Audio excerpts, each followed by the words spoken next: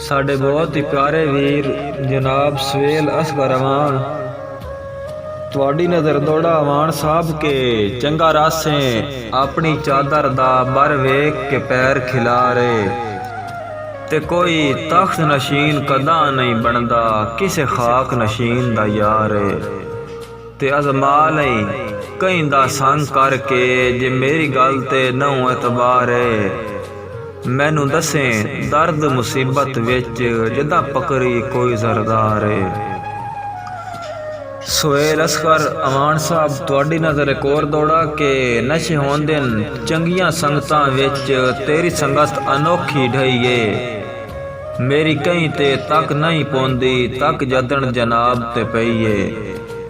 ते बदनाम खुमार च अख कीता भाई वाली जदन दी ढईए